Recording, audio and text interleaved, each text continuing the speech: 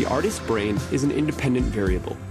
When brought into the everyday world, their senses find meaning in even the most mundane observations. The reaction must only be told by the artists themselves. I'm Loverboy, and this is an experiment.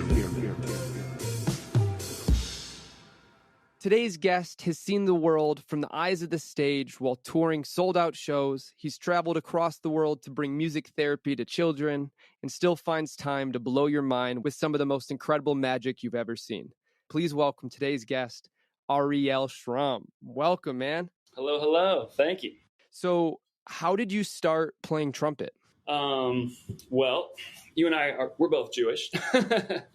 And growing up, I saw people playing the shofar. And for those who don't know, the shofar is a ram's horn that is blown on the Jewish holiday of Rosh Hashanah and Yom Kippur. And it's a ceremonial instrument. And I've always been attracted to making music with the mouth, just like horns and, voice too. But I really was fascinated by blowing into a horn. There was something about that which just inspired me. And I think I was bit by the bug by seeing a shofar for the first time. And it's a triumphant and loud and bright sound. So there was something really disarming, I guess. And also just, it's very regal. It can be very regal. And yeah, just something about the trumpet really inspired me. I really also like the way it looks. Gold, it's this beautiful yellow gold instrument. And I don't know, I'm kind of all about that, I guess. It's a bold instrument, but it also has a lot of emotion to it and a lot of history. Yeah, absolutely. Yeah, very much. You went to Berkeley College of Music for trumpet, obviously.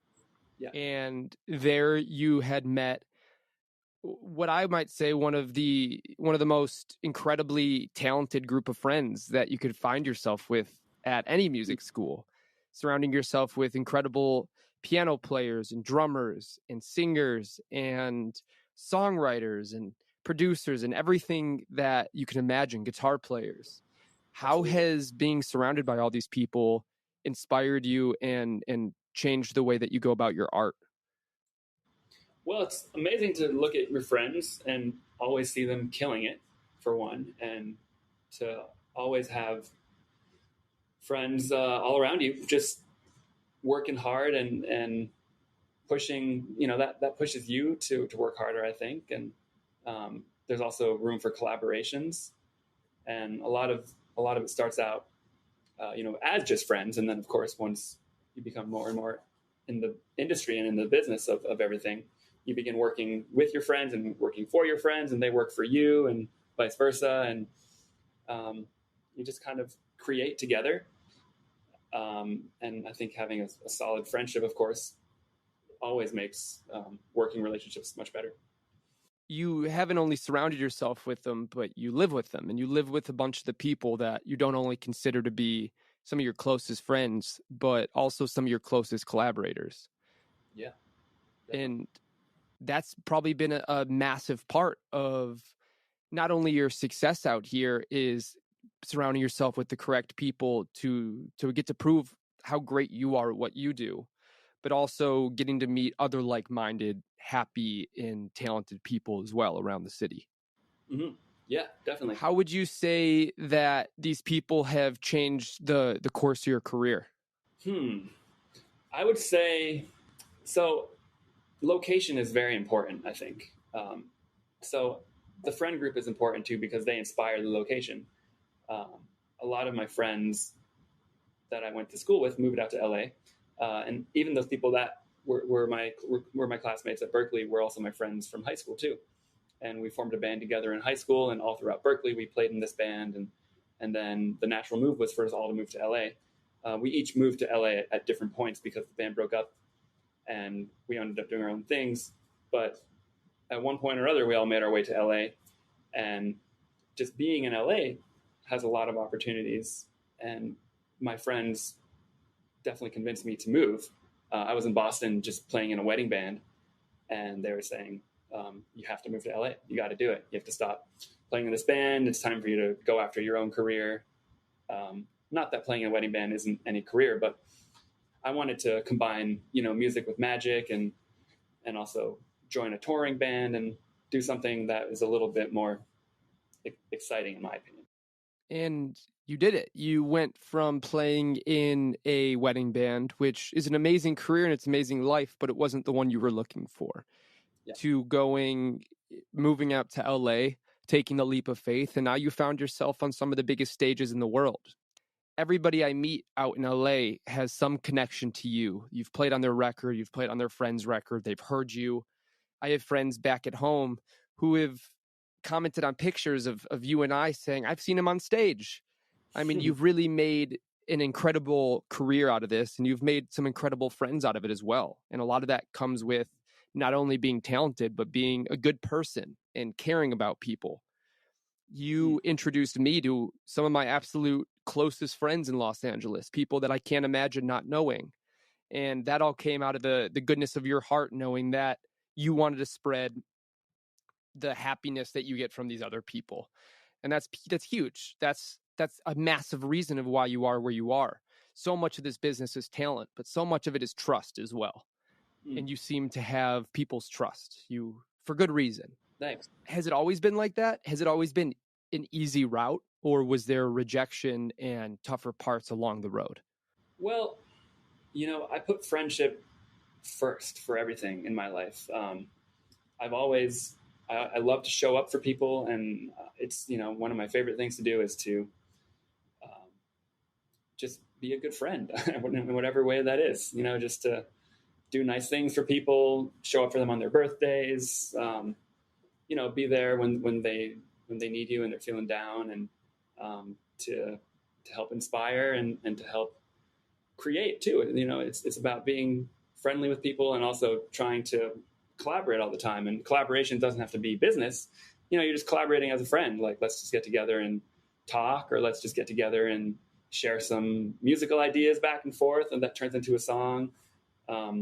Jamming is a very natural thing for musicians to do, but just getting together and hanging out and collaborating with people is like one of my favorite things to do. And I think, that definitely might have a big part to where I am now, just in terms of my openness to collaborate with people and always say yes. And, that's a big part. Absolutely. Yeah. I mean, getting yourself in the room is the first step. And a lot of time getting yourself in the room isn't about talent. Talent is when you're there and you can prove yourself. Getting yourself in the room is by making the right choices to find yourself with like-minded people that you feel comfortable with, and find yourself in as many rooms with people like that as possible. And the music world, especially in Los Angeles, is a small world. All things considered, it's pretty small, and there's a lot of similar people. And when you hear somebody's name as much as people hear yours, you know that there's more than just talent connected. There's like-mindedness and happiness and just a sense of camaraderie. You not only are a musician, but an incredible magician. How did that start? Where did that come from? I mean, that clearly has to do with your personability aspect. How easy it is for you to go up to people and talk. Yeah. So I got into magic essentially when I was in 8th grade. That was when I finally decided to do it and not stop doing it. At one point, I got into it in like 4th grade. I got given a magic kit and thought it was cool for like a year, and then got out of it. And then remember seeing magicians perform tricks for me in years ahead of that. And I remember being really uninterested and thinking like, this is really dumb. And I almost avoided it too. I think I remember being at like a bar mitzvah and there was a magician there, and I was totally uninterested. I didn't want anything to do with it. I think I watched like 1 or 2 tricks and then I walked away. I was like, this is weird. This isn't it. But so just in general, magic has always been something I've been fascinated by. Just the idea of flying and being obsessed with Peter Pan and other magical characters. I've always just been excited by the supernatural, I think. And it'd be cool to be able to do supernatural things, because why not?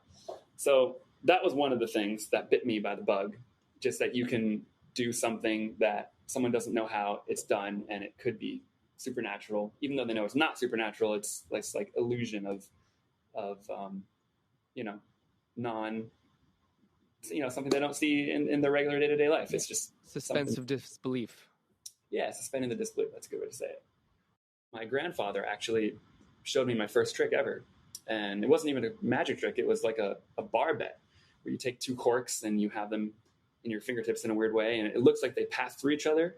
They don't actually pass through each other. And the illusion isn't that they pass through each other, but it's that they are in one formation. And then suddenly they're almost like trapped, and then they're not trapped anymore. And you take your hands and you separate them, and the corks are now separate. And it's something that you would do at a bar. It's like, hey, if you can do this, I'll buy you a drink. If you can't do it, you buy me a drink. And it's kind of like one of those kind of things.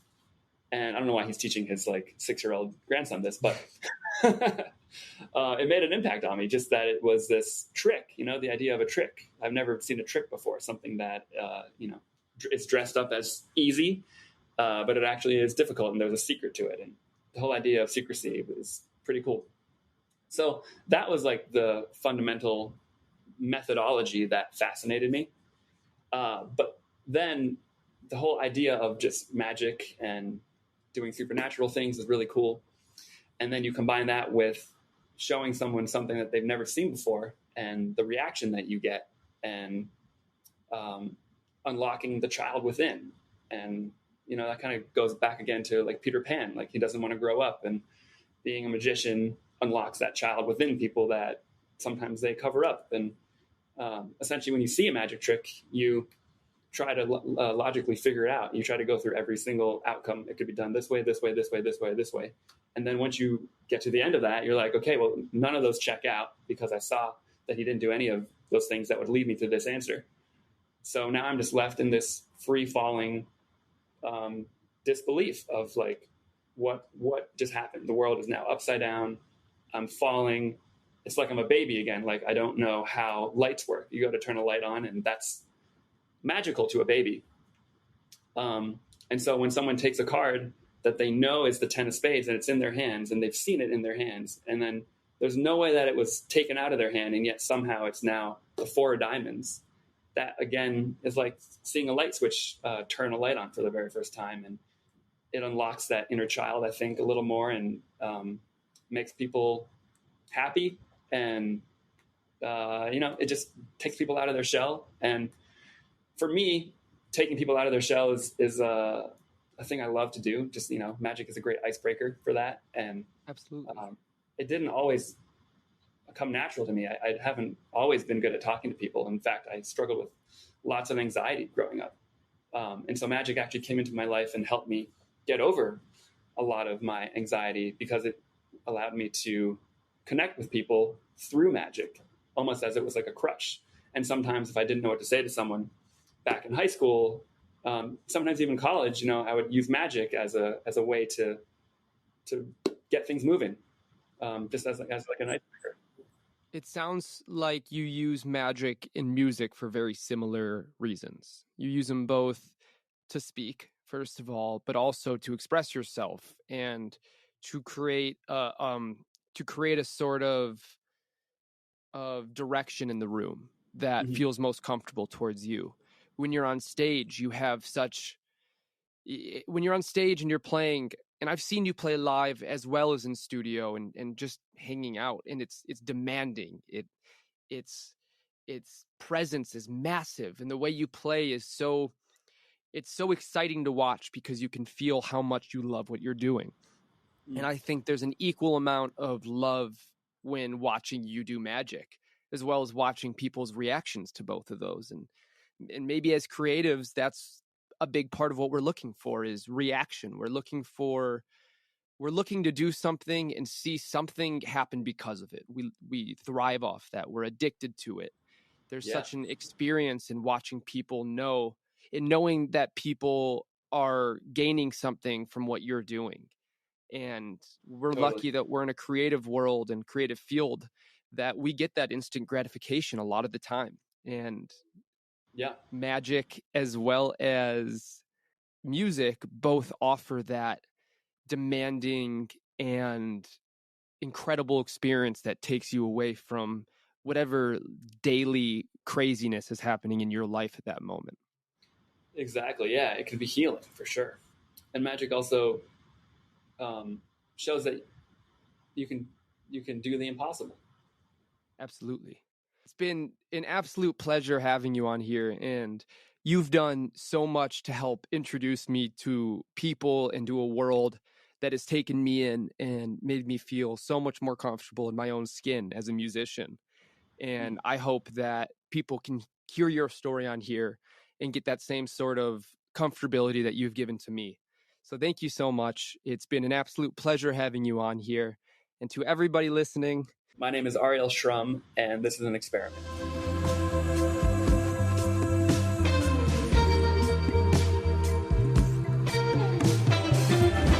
The experience is the experiment.